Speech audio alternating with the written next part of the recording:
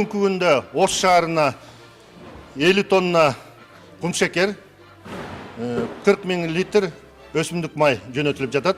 Жана Жалал Абад областына 150 тонна кумшекер, жана 75 000 литр өсүмдүк май жөнөтүлүп жатат.